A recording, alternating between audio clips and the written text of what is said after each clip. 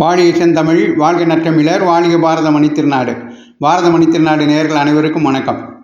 நாம் சோ அவர்களின் ஆய்வு கண்ணோட்டத்தில் வால்மீகி ராமாயணத்தை பார்த்து கொண்டிருக்கிறோம். அதிலே இன்று 13வது பகுதியாக விஸ்வாமித்திரரின் மேன்மை என்ற தலைப்பிலே திரு சோ அவர்கள் எழுதியுள்ளதை பார்ப்போம். அவர் சின்ன குறிப்பு மாதிரி முதல்ல கொடுக்கிறார். வசிஷ்டரின் ஆசிரமத்திற்கு சென்ற விஸ்வாமித்திர மன்னர் அங்கே இருந்த காமதேனுவின் மகிமையை பார்த்து அதை தனக்கு தருமாறு கேட்க வசிஷ்டர் மறுப்பது, வசிஷ்டரை எதிர்த்து தோல்வி கண்ட விஸ்வாமித்திரர் தவம் புரிந்து பிரம்மரிஷியாக முடிவெடுப்பது, திருசங்குவிற்காக ஒரு புதிய உலகையே விஸ்வாமித்திரர் படைப்பது, ராஜரிஷி மகரிஷி என்ற நிலைகளை கடந்து விஸ்வாமித்திரர் பிரம்மரிஷி ஆவது ஆகியவற்றை பற்றி இந்த அத்தியாயத்தில் பார்க்க இருக்கிறோம் என ஒரு குறிப்பு கொடுக்கிறார். இப்பொழுது அத்தியாயம் தொடங்குகிறது. குடிகளின் நன்மையில் பெரும் அக்கறை கொண்ட, பகைவர்களை எல்லாம் அடக்கிய, கல்விகளை முற்றும் உணர்ந்த அரசனாக இந்த விஸ்வாமித்திரர் முன்பு இருந்தார். பெரும் புகழ்பெற்ற காதி மன்னன் மகனாகிய இவர் அரசனாக இருந்தபோது ஒருமுறை பெரும் சேனையுடன் உலகை சுற்றி வந்தார் என்று கூறி சதானந்தர் விஸ்வாமித்திரரின் வரலாற்றை விவரிக்க தொடங்கினர். நதிப்புறங்களிலும் நகர்ப்புறங்களிலும் மலைகளிலும் ஆசிரமங்களிலும் தனது படை சூழ உலவி வந்த விஸ்வாமித்திரர் வசிஷ்டரின் ஆசிரமத்திற்கு வந்து சேர்ந்தார். பழங்களையும் கிழங்குகளையும் மட்டுமே உண்டு கோபத்தை அடக்கி இந்திரியங்களை வென்று தெய்வ காரியங்களை செய்து வந்த பல ரிஷிகளை கொண்ட அந்த ஆசிரமம் மற்றொரு பிரம்மலோகம் என விளங்கியதை விஸ்வாமித்திரர் கண்டார். தன் ஆசிரமத்திற்கு வந்த தன்னை வணங்கி நின்ற விஸ்வாமித்திரரை வசிஷ்டர் வரவேற்று ஆசிரம உணவாகிய பழங்கள் கிழங்குகள் ஆகியவற்றை அளித்து உபசரித்தார். பின்னர் வசிஷ்டர், அரசனே, நீங்கள் நலமாக இருக்கிறீர்களா? மக்களை மகிழ்வித்து கொண்டு நியாயம் தவறாத வழியில் செல்வத்தை தேடி அதே முறையில் அதை பெருக்கி நல்வழிகளில் அதை செலவிட்டு வருகிறீர்களா? உமது பணியாட்கள் உம்மால் செவ்வனை காப்பாற்றப்பட்டு வருகிறார்களா? உம்முடைய பகைவர்கள் அனைவரும் வெல்லப்பட்டனரா? குற்றம் ஒன்றும் இல்லாத மனித புலியே, உனது மகன்களும் பேரன்களும் நலம்தானே என்று விஸ்வாமித்திரரை விசாரித்தார். தன் மீது பெரும் அன்பு வைத்த வசிஷ்டரிடம் எல்லா விதத்திலும் தானும் ராஜ்யமும் மக்களும் நலமோடு இருப்பதாக விஸ்வாமித்திரர் தெரிவிக்க அந்த மன்னனும் மகரிஷியும் மகிழ்வை எய்தினர். அப்போது வசிஷ்டர், பெரும் பலம் வாய்ந்த மன்னரே, உமக்கும் உமது படையினருக்கும் விருந்து படைக்க விரும்புகிறேன், நீங்கள் அதை ஏற்க வேண்டும் என்று கேட்டுக்கொண்டார். பழங்கள் கிழங்கு வகைகள் ஆகியவற்றை ஆசிரமத்திலே பெற்றதே தனக்கு திருப்தி அளித்து விட்டது என்றும் விசேஷமான விருந்து எதுவும் வேண்டாம் என்றும் விஸ்வாமித்திரர் கூறினார். ஆனால் விருந்தை ஏற்குமாறு மீண்டும் வசிஷ்டர் வலியுறுத்த விஸ்வாமித்திரரும் சம்மதித்தார். சதானந்தர் இந்த இடத்தில் மேலும் தொடர்ந்தார். மனமகிழ்ந்த வசிஷ்டர் சபலை என்ற பெயருடைய விரும்பியதை எல்லாம் அளிக்கும் பசுவாகிய காமதேனுவை அழைத்து பெரும் விருந்துக்கு ஏற்பாடு செய்யும்படி கேட்டுக்கொண்டார். இப்படி வசிஷ்டரால் கேட்டுக்கொள்ளப்பட்ட சபலை என்கிற அந்த பசு கரும்பு சாறுகள், தேன் வகைகள், பற்பல பழங்கள், ருசியுள்ள பணியாரங்கள், பொரிகள், அளவிட முடியாத அன்னம், தயிர், இனிப்பு பண்டங்கள் எல்லாம் அடங்கிய மாபெரும் விருந்தை உடனே படைத்தது. விருந்தினால் களிப்புற்ற விஸ்வாமித்திரர் வசிஷ்டரை பார்த்து, உங்களால் நான் கௌரவிக்கப்பட்டேன். முனிவரே, எவை எவை பெரும் சிறப்புடையதோ அவையெல்லாம் அரசனிடமே இருக்க வேண்டும் என்று தர்மசாஸ்திரங்கள் கூறுகின்றன. ஆகையால் பசுக்களில் சிறந்ததான இந்த சபலை என்கிற காமதேனு என்னிடம் இருப்பதுதான் முறை. இதை என்னிடம் ஒப்படைத்து விடுங்கள் என்று சொன்னார். வசிஷ்டர், எதை இழந்தாலும் அறிஞன் புகழை இழக்க சம்மதிக்க மாட்டான். அதுபோல இந்த பசு என்னால் இழக்கத்தக்கதல்ல. இங்கே நாங்கள் செய்யும் எல்லா தெய்வ காரியங்களுக்கும் இதுவே ஆதாரமாக இருக்கிறது. ஆகையால் இதை கொடுப்பதற்கில்லை என்று கூறினார். விஸ்வாமித்திரர் வசிஷ்டருக்கு பலவித வெகுமதிகளை தருவதாக கூறினார். யானைகள், குதிரைகள், தங்கம், ரதங்கள், பசுக்கள் ஆகியவற்றை எல்லாம் பெற்றுக்கொண்டு சபலை என்ற காமதேனுவை தனக்கு கொடுக்குமாறு கேட்டார். வசிஷ்டர் மறுத்தார். கோபம் கொண்ட விஸ்வாமித்திரர் அந்த பசுவை பலவந்தமாக பிடித்து இழுத்தார். அவரிடமிருந்தும் அவரை சார்ந்தவர்களிடமிருந்தும் திமிரி கொண்டு விடுபட்ட பசு வசிஷ்டரை நெருங்கி, உங்கள் முன்னிலையிலேயே நான் இழுத்துச் செல்லப்படுகிறேன், அப்படியென்றால் நீங்கள் என்னை கொடுத்து விட்டீர்கள் என்று கொள்ள வேண்டியதுதானா என்று சோகத்துடன் கேட்டது. வசிஷ்டர், அரசனுடைய வலிமை தனக்கு இல்லை என்றும் அவன் பலவந்தமாகவே பசுவை அபகரித்து செல்கிறான் என்றும் பதில் கூறினார். அந்த பசு, உங்களுடைய மந்திரத்தின் சக்தியினால் வளர்க்கப்பட்ட பெருமை எனக்கும் உண்டு.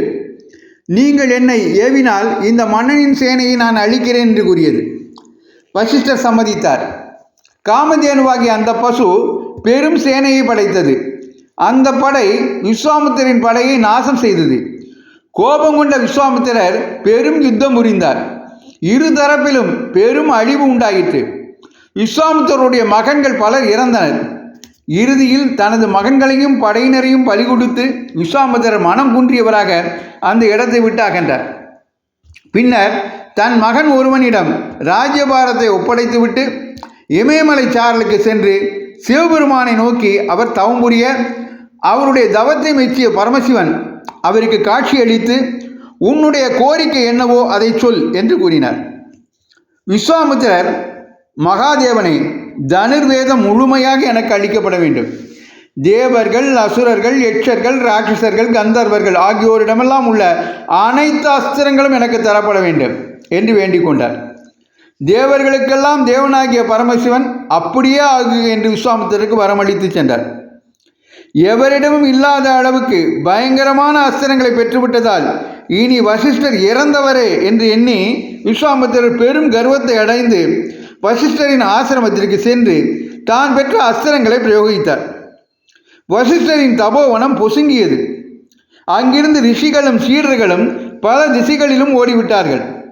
ஊழித்தி என வசிஷ்டர் கோபம் கொண்டு தன் கையில் உள்ள கோலாகிய பிரம்மதண்டத்தை தூக்கி பிடித்து விஸ்வாமித்திரர் எதிரில் நின்று, காதியின் மகனே, உன்னுடைய கர்வத்தையும் உன் அஸ்திரங்களின் வன்மையையும் இப்போது அழிக்கிறேன்.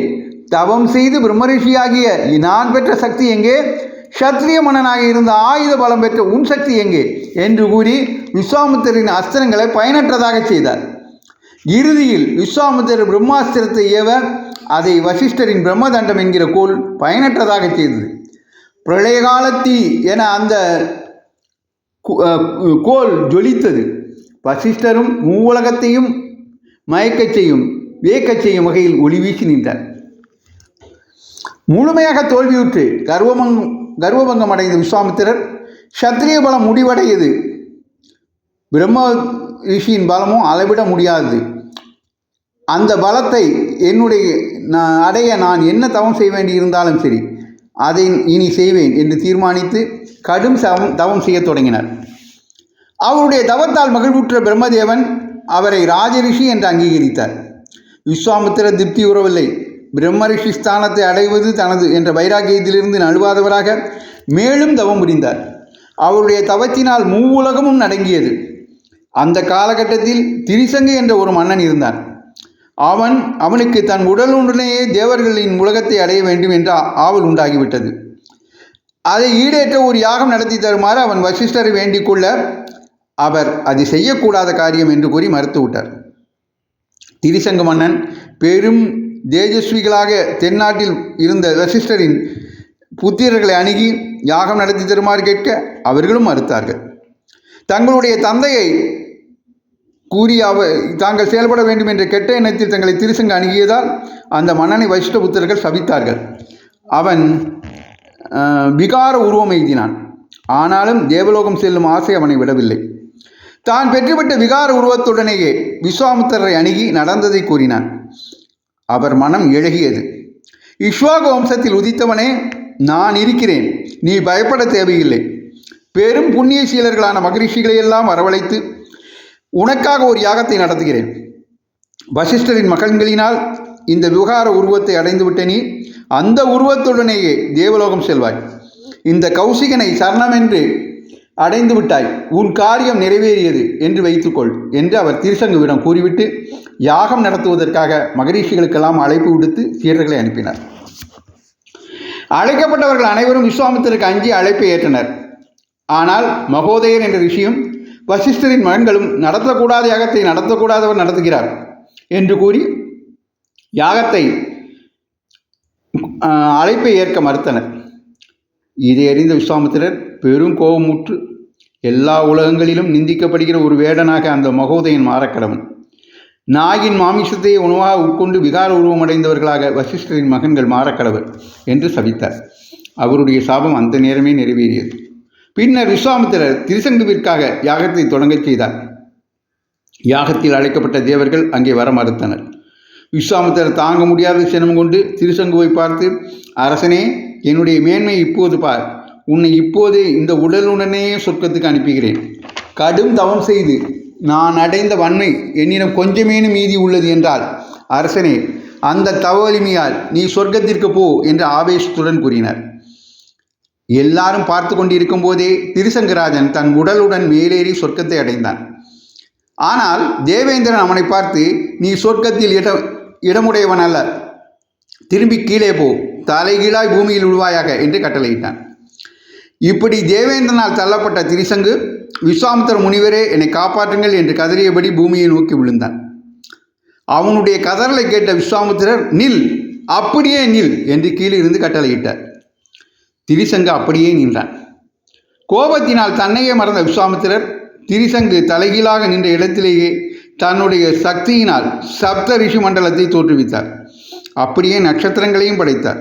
அதோடு நில்லாமல் திரிசங்குவை சுற்றி தேவர்களை உண்டாக்குகிறேன், மற்றுமோர் தேவேந்திரனையும் நான் படைக்கிறேன் என்று அவர் கூற, தேவர்களும் ரிஷிகளும் சித்தர்களும் பெரும் கவலை கொண்டவர்களாக அவரை பணிவுடன் அணுகினார்கள். அவருடைய கோபத்தை அவர் அடக்கிக் கொள்ள வேண்டும் என்றும், உடலுடன் சொர்க்கலோகத்தை அடையக்கூடியவன் அல்லாத திரிசங்குவிற்காக வேறொரு தேவேந்திரனை அவர் படைக்க வேண்டாம் என்றும் அவர்கள் கேட்டுக்கொண்டார்கள். விஸ்வாமித்திரர் மனம் இழகினார்.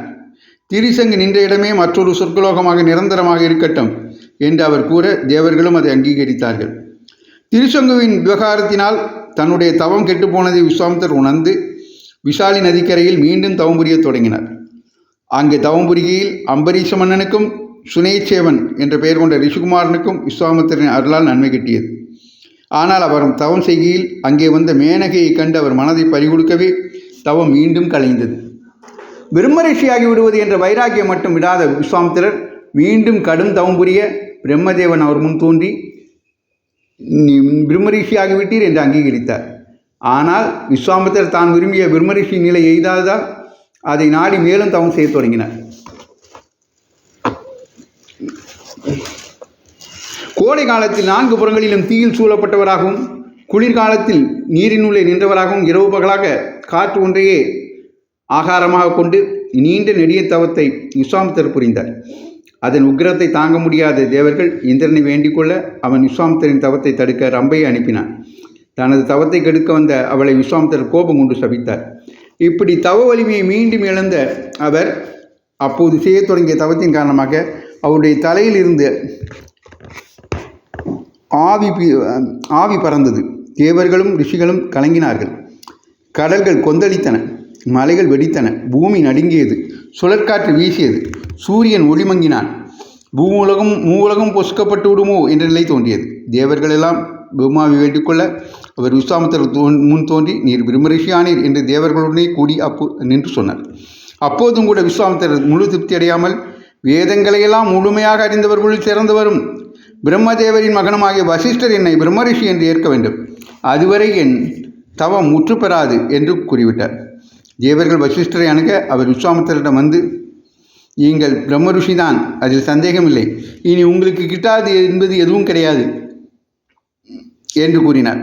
இப்படி பிரம்மரிஷியாகி விஸ்வாமித்திரர் அதன் பின்னரும் தவங்களை செய்து கொண்டு பூமி முழுவதும் உலவி கொண்டு வருகிறார். இவர் ரிஷிகளில் சிறந்தவர், வீரியத்தின் இருப்பிடம், தவமே உருவெடுத்தவர். இவ்வாறு சொல்லி விஸ்வாமித்திரரின் வரலாற்றை சதானந்தர் ராமலட்சுமணருக்கு விவரித்து முடித்தார் என்று இந்த அத்தியாயத்தை முடிக்கிறார் திரு சோ அவர்கள். இதை தொடர்ந்து கேட்பதற்கு பாரதமணி திருநாடு சேனலை சப்ஸ்கிரைப் செய்யுங்கள் என்று உங்களை அன்போடு கேட்டுக்கொண்டு விடைபெறுகிறேன். நன்றி, வணக்கம், ஜெய்ஹிந்த்.